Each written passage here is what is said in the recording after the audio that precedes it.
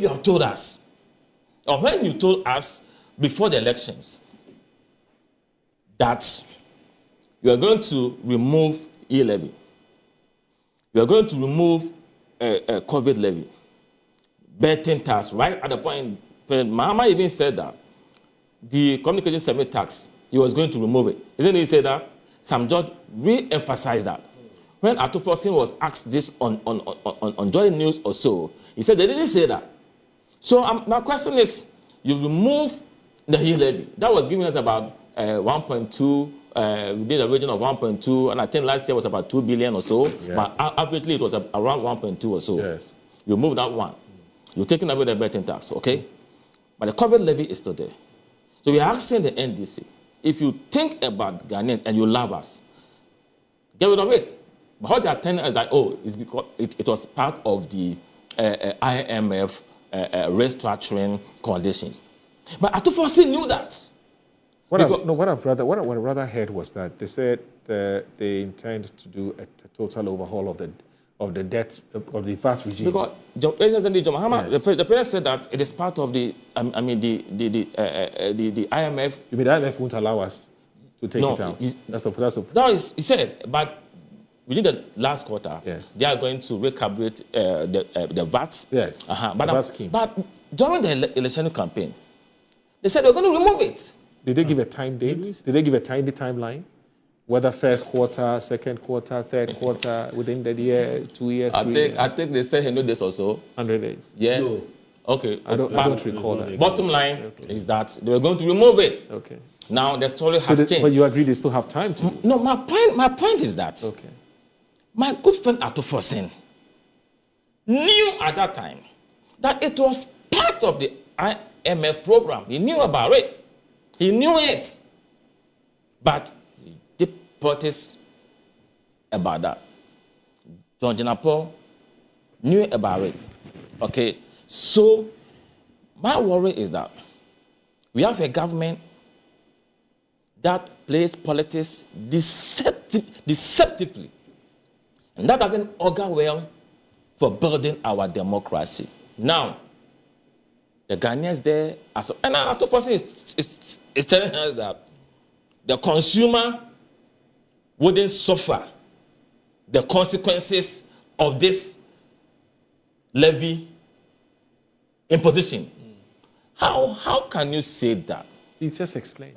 But the same person, Ato Forson, Uncle Ato, the same person that said that he possesses the magic wand and that he won't introduce new taxes.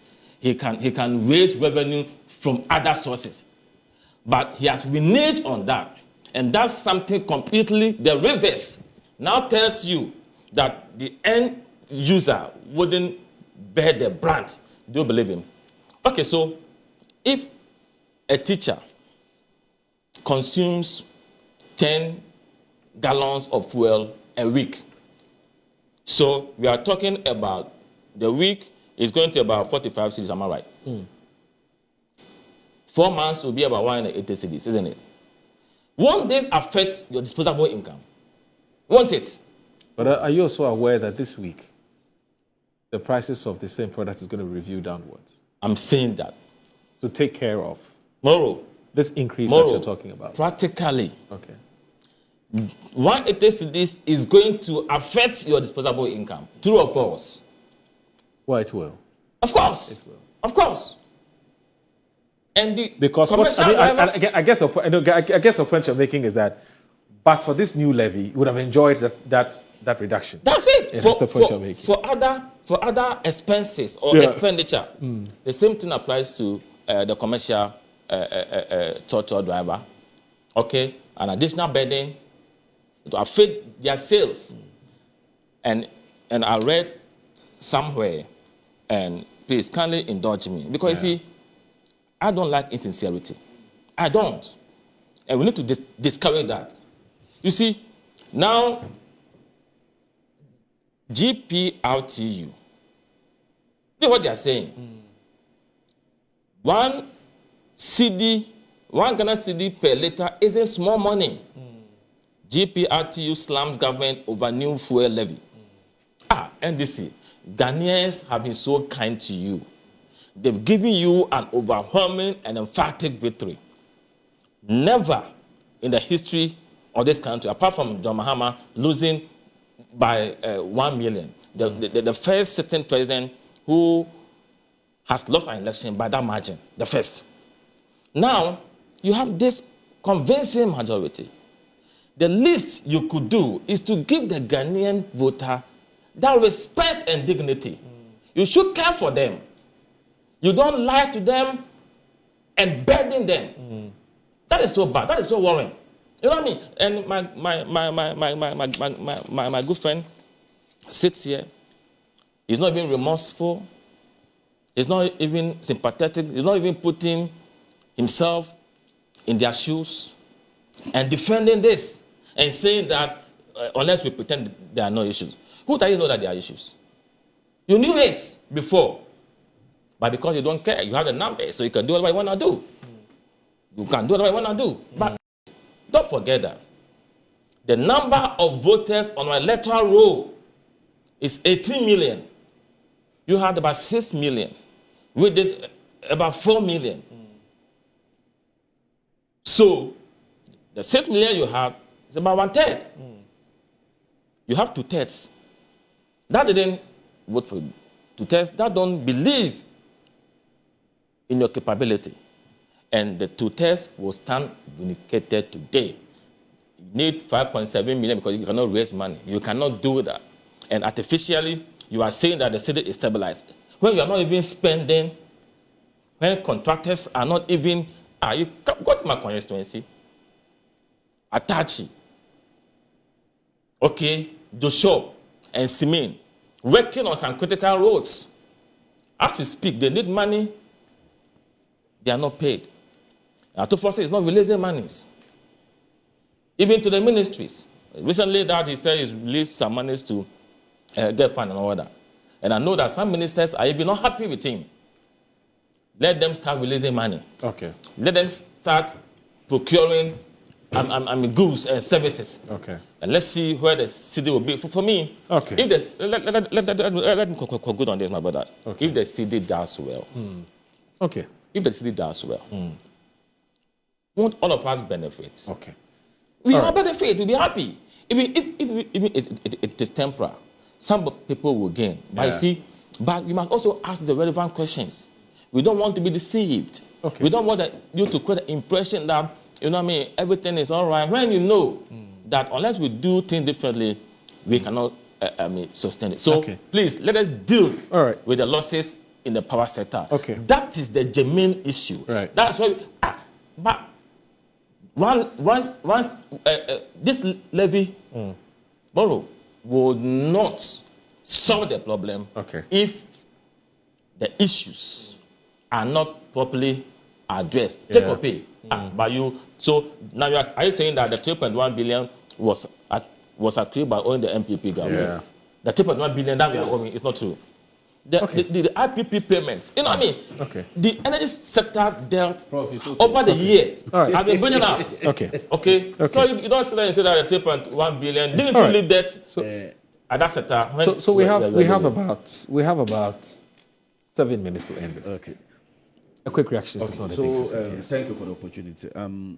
Look, Prof, let's not use this opportunity to begin to sermonize on morality or otherwise of how the government should behave. Okay. You left an incidence of poverty at 23%. One out of every 4 Ghanaians was poor. Prof, that's the legacy of the MPP.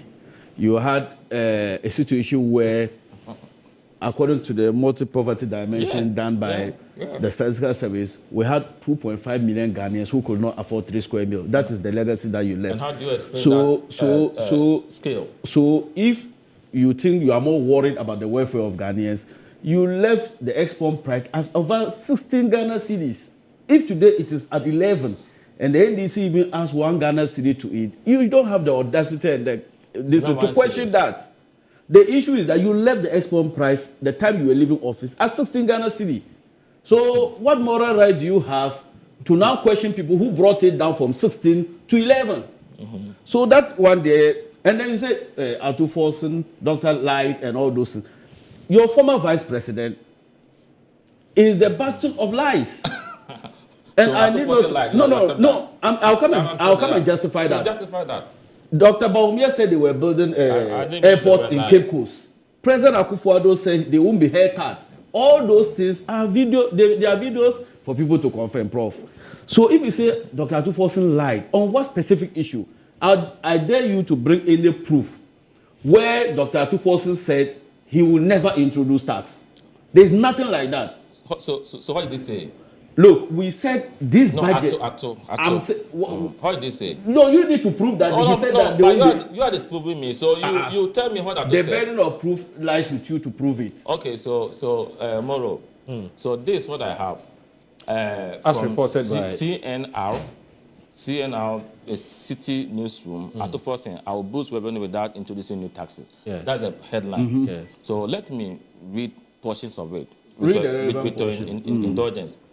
The Minister Designate for Finance, Dr. Ato Forson, has underscored the importance of compliance in enhancing Ghana's revenue.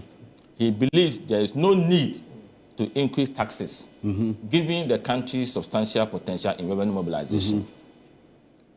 Then let me quote him Go to directly. the quotation. I have studied Ghana's economy for some time now, and without mincing words, Ghana has potential when it comes to tax revenue mobilization. We don't necessarily have to increase taxes before you rake in revenue. We have the handles. Where are the handles? What we need to do is to improve compliance. Where are these measures? So where did he say? Where did he say he won't introduce tax? There is no need. But this is common English. No, the man said there is no need. NDC. Or it doesn't necessarily Confident mean. traders. Go ahead. Let me read it for everybody for the second time. Wait, I have studied Ghana's economy for some You are time running now, away. and without mincing words, Ghana has potential when it comes to tax revenue mobilization. We don't necessarily have to increase tax. So, This is different from our not increase tax. No. But conclude it. Conclude it. We don't necessarily have to increase tax before you can rake in revenue. We have the handles. What we need to do is to improve. So And to compare, add the compliance aspect to it. But you just read some portions. You give it to me. The viewers, the viewers will understand judge. it. Atta, because of You know what I time, mean? please okay. write. Now,